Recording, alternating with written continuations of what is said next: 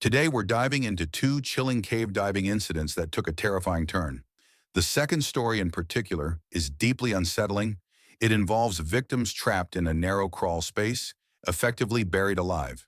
As always, viewer discretion is strongly advised. On May 11th, in the remote wilderness of Hernando County, Florida, the waters of Diaper Sink number 2 lay eerily still. Beneath the surface hid one of the state's most extensive and dangerous underwater cave systems. Few dared to explore its depths, where darkness reigned and the immense pressure of the deep pressed in like an invisible vice. Kneeling by the water's edge, Michael Spears carefully checked his gear. At 25, he was a confident and passionate diver, though far less seasoned than his partner, Daniel. Michael had earned his cave diving certification just 5 months prior, but had already logged an impressive 75 cave dives. He was fascinated by the alien world beneath the surface, navigating tight tunnels and swimming through vast, cathedral-like caverns of submerged rock. That night, Michael and Daniel planned a descent into the lower circuit of Diaper Sink. Recent rainfall had stirred up the silt, reducing visibility, but that didn't deter them. Michael had never explored this site before, and he was eager to prove himself. Nearby, Daniel methodically prepared his own equipment. At 34, he had over a decade of cave diving experience and had witnessed both minor accidents and fatal mistakes. He understood that cave diving wasn't just about skill, it demanded discipline. Even a brief moment of panic could spell disaster. "Final check," Daniel said calmly. "You good?" Michael took a deep breath, holding his regulator. "Yeah, let's do this." They entered the water with careful, practiced movements. Diaper Sink opened below them like the mouth of another world. The first obstacle was a narrow entry passage, tight and unforgiving. They maneuvered through it with precision, their lights cutting through the murky depths. By the time they reached the junction room, visibility had worsened. The silt, churned by recent rains, swirled like an underwater dust storm. Their lights barely illuminated more than a few feet ahead. Carefully, they followed a guideline, a thin rope serving as their only lifeline in the darkness. Losing it could prove fatal.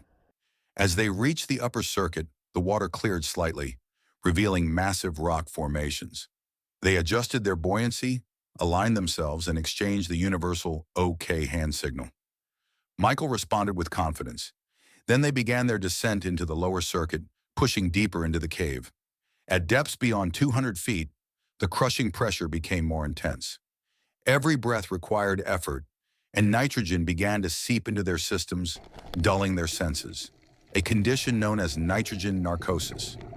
Most divers experience it beyond 130 feet, but past 200, its effects are dangerously unpredictable.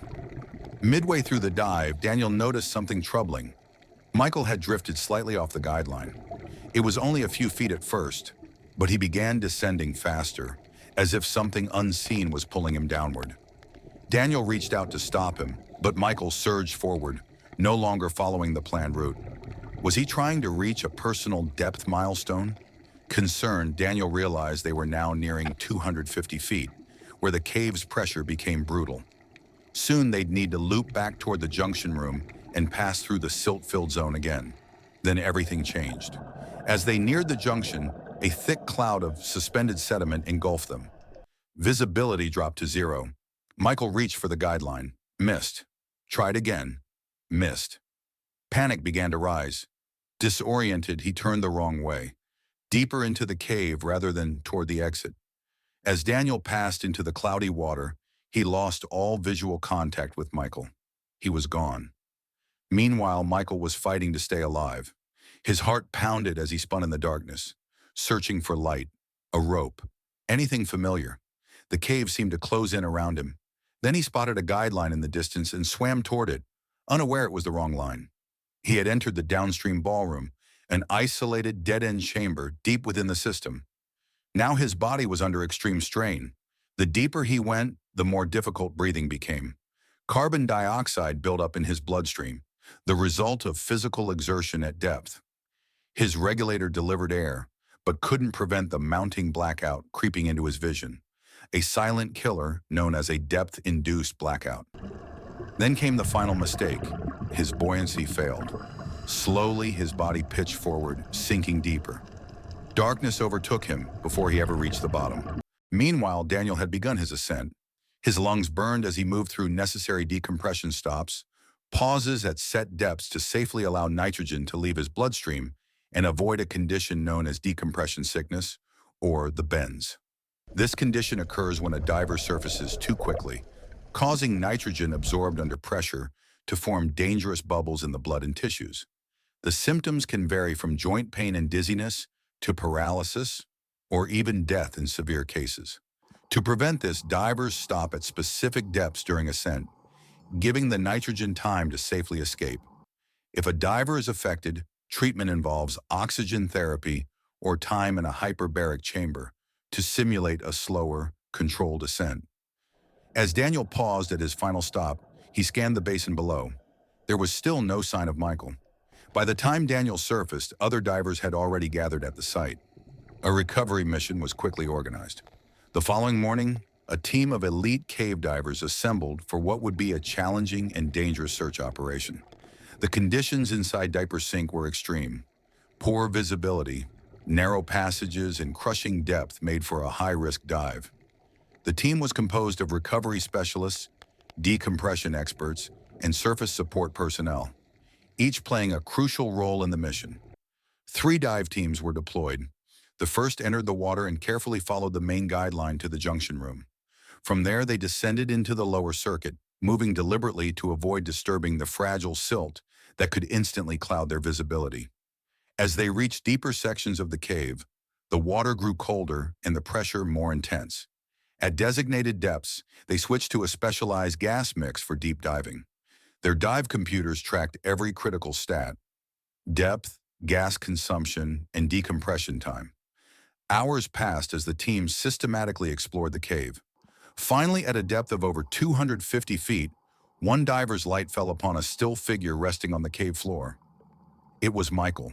He was lying face down, arms at his sides. His regulator was still in his mouth. His mask was intact. There were no signs of a struggle, no panic, no thrashing, only the quiet stillness of a diver who had lost consciousness before realizing he was in danger.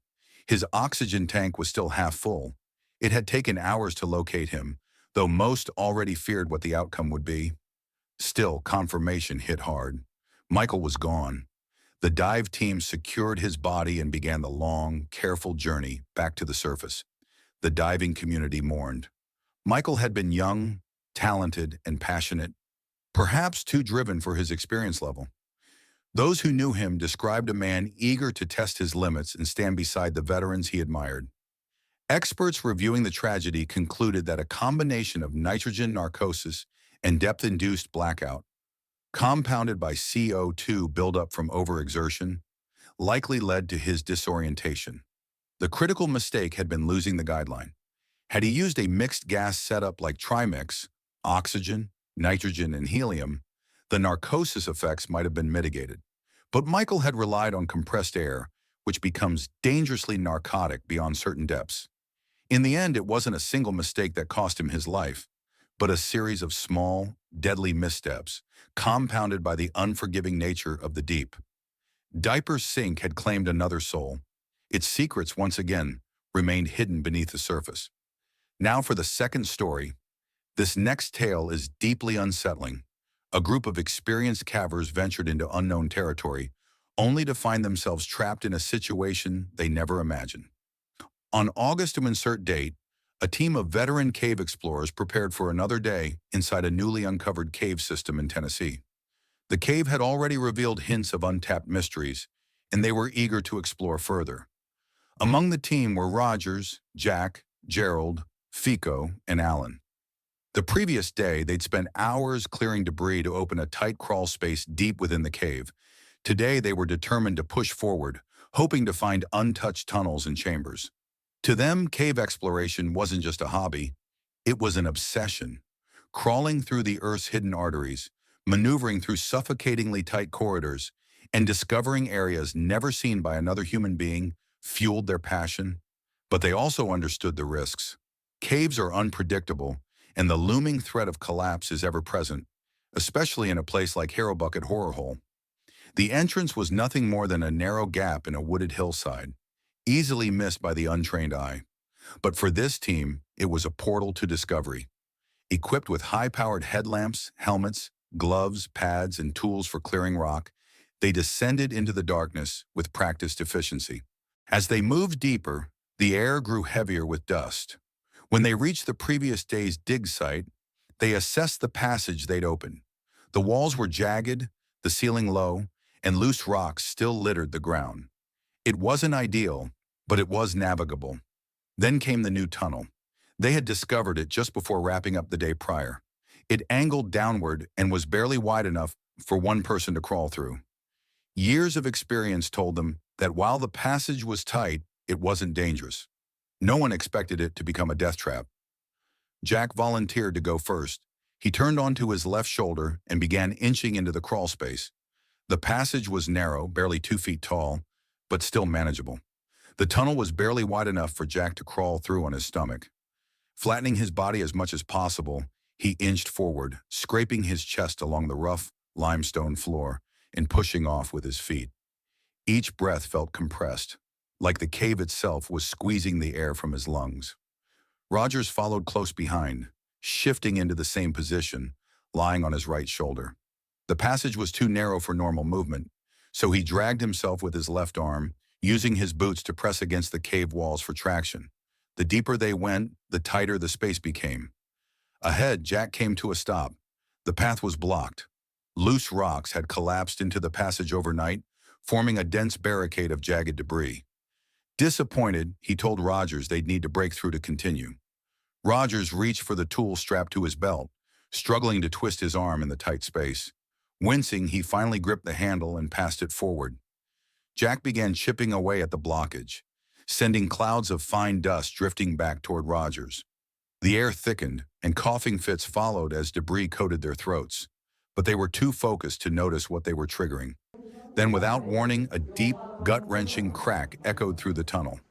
A massive slab of limestone, loosened by their earlier digging, peeled away from the wall behind them. Gravity took over. The boulder slammed downward with a thunderous crash. Dust and rock fragments exploded into the air, blinding the team members outside the passage. Inside, the force knocked both men forward. Jack's head struck the rock. His helmet absorbed most of the blow, but the impact left him dazed. As he regained his senses, a wave of dread hit. The collapse had sealed the tunnel behind them. The debris ahead still blocked their path forward, and now the only way out was gone.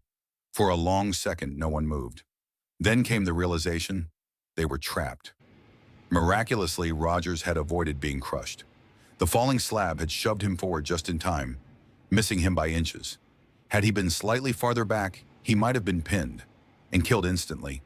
But their luck stopped there. The air was thick with dust, making each breath feel like choking on dry sand.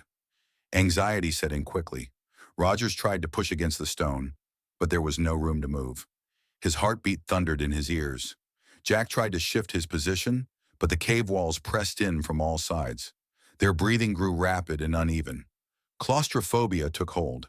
The reality of being trapped underground, with no way to turn, stand, or escape, was suffocating.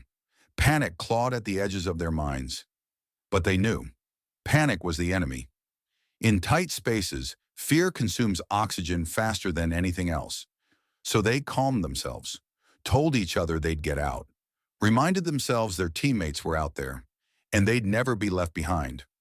Above ground, the others had already sprung into action. Caving rescues are notoriously difficult. Any wrong move, any shift in debris, risked triggering another collapse. Every decision had to be calculated. Monty, knowing they needed better tools, sprinted out of the cave and ran to a nearby friend's house. He returned with a full-size sledgehammer. Meanwhile, the rest of the team began using what they had: rock hammers, crowbars, chisels, anything that could chip away at the slab. Inside the tunnel, Jack and Rogers conserved their energy. They breathed slowly, carefully.